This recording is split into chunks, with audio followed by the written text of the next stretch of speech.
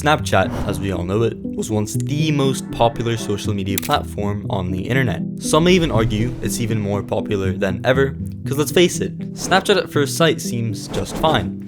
Nearly 500 million daily active users, creators like Speed actively post content on it, but then why does it feel so off? I mean, if you do a quick search and look at the numbers, you'll find that Snapchat has never made yearly profit, not a single cent. So then how could they possibly keep going? How come they haven't gone bankrupt years ago? Well, let's slow down a bit and not get ahead of ourselves. Let's start with the basics.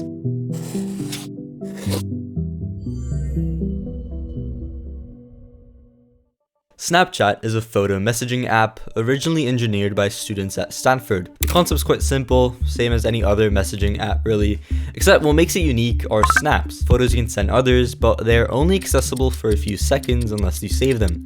Now besides snaps, there were a bunch of other, at the time pretty unique features such as streaks, filters, and stories, which is exactly why it dominated the social media industry all the way back in 2016, with around 300 million daily active users only about 3 years after going public. So you'd think the company would be doing pretty damn good profit-wise, no? Well, not exactly. See, by the end of 2016, Snapchat's revenue totaled $400 million, but its net loss was $500 million. Meaning they made no profit, instead they lost money. This trend in their income continued all the way up until 2021, when Snapchat finally made its first quarterly profit of around $26 million. To put that into perspective, Meta, a direct competitor to Snap Incorporated, profited $12 billion in the same year. Now, considering that Snapchat has mainly been losing money and not making a large profit in comparison to its competitors, that might make you question where the hell is Snapchat getting its money to fund all its expenses. Does the CEO put everything on red and leave the casino with billions to cover everything? No. Instead, Snapchat heavily relies on an IPO that happened all the way back in 2016. See, Snapchat went public and offered a ton of people a share of the company for $17 each. Snapchat then happily walked away with $2.4 billion it raised and invested this money into the company, whilst also storing a massive chunk of it to have reserves in case of net losses. So to conclude, Snapchat has a shitload of money in reserve, and that's how they managed to recover from non-profitable years. Okay, so now it's pretty safe to say that without its cash reserves, Snapchat would be long gone. But aside from how much money Snapchat has stored in its bank account, believe it or not, I think there is arguably even a bigger factor that plays a role in how much revenue Snap Incorporated makes every year. Just before we get into that, I would like to tell you about an upcoming game that is being worked on by a talented game studio. The Last Slava is an attempted murder adventure in which you observe your relatives' loops, sabotage them, and piece the story together at a grandiose feast. The release date is bound to be announced, so why not go ahead and check it out. The first link in the description will take you to the Steam page. Make sure to show some love and wishlist it whilst you're there. Okay, back to the video. And that factor is Snapchat's user base. Okay, well that's a bit broad, but let me show you something. This is America, and next to it is its average CPM, as well as an approximation of how many Snapchat users are from America. CPM stands for cost per mil. It is the factor that determines how much money advertisers choose to pay for other media sources to promote their ad. As you can see, that number in America is anywhere from $8 to $20. Now let's go to Asia, more specifically India.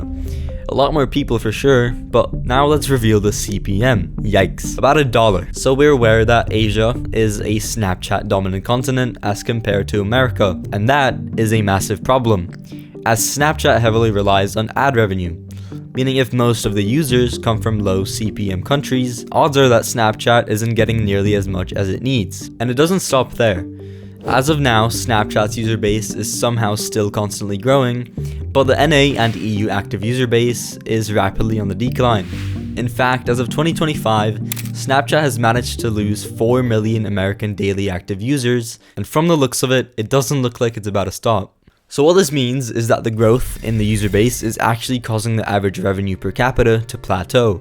Okay, so now we know about some of the reasons why the company could potentially die.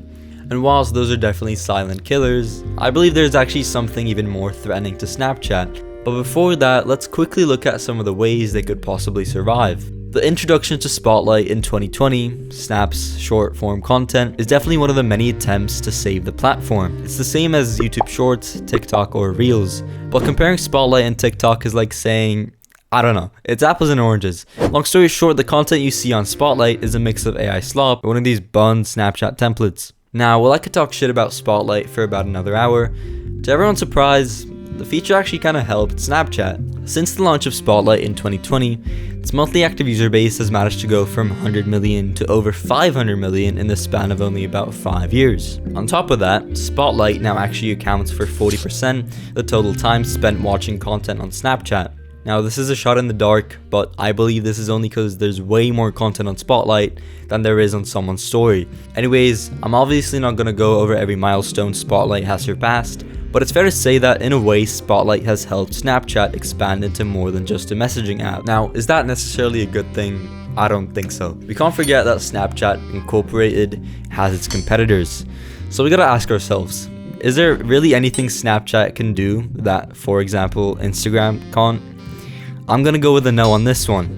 Now scratch that, I'm gonna say that objectively Snapchat does a far worse job with the whole social media scheme. And the facts don't lie here. I mean, Snapchat in the social media world is seen as the fifth wheel. It doesn't take much thinking power to realize that TikTok, Instagram, and even YouTube outperform Snapchat in every way imaginable. And why is that? In my honest opinion, I think it just has to do with the fact that Snapchat horribly fails at imitating whatever is relevant at the time. And this applies to absolutely anything Snapchat has come out with in the recent years. Take for example Snapchat My AI. It was a far worse version of ChatGPT that was popular for about 2 months, simply because ChatGPT wasn't as accessible to the global world. But now things are different, and My AI is just left to rot at the bottom of people's chat feeds. This inability to adapt to the modern world is exactly why Snapchat is losing so many North American users, which then weakens the overall monetization, and that weakens Snapchat's entire structure. And this irrelevance and lack of versatility is single-handedly the reason why Snapchat will die in the next few years. But I'm gonna counter-argue myself and say that whilst yes, the Snapchat app will die eventually, I believe there's something that could save Snap Incorporated, which is the company that owns Snapchat, and something else that's very significant, but we'll get to that in a second. First, let's go back to what I said earlier. Is there really anything Snapchat can do that, for example, Instagram can't? I'm gonna go with a no on this one. Now, whilst this is true, I believe there's actually something that Snapchat does do pretty well in. Throughout the years, one of the most popular and strongest features of Snap has been the unique filters, and these directly link to AR technology. Now, believe it or not, Snap Incorporated owns a company called Spectacles that specializes in making smart glasses, similar to the ones that Meta makes. And since Snapchat has a large history with filters and AR, I believe they could use this to their advantage and migrate to the technological world, whilst pretty much abandoning the social media world. And it seems that's really what they're leaning towards, as they're planning to release the 6th generation of the smart glasses. Now, since this video is about Snapchat and not smart glasses, I'm not going to go into the pros and cons of the company, but if there is something that could save Snap Incorporated, it's definitely this. So finally, coming to my original thesis, I can now confidently say that Snapchat, the app, will 100% die in the following years, but there is a chance that Snap Incorporated walks away unharmed. We'll just have to wait and see.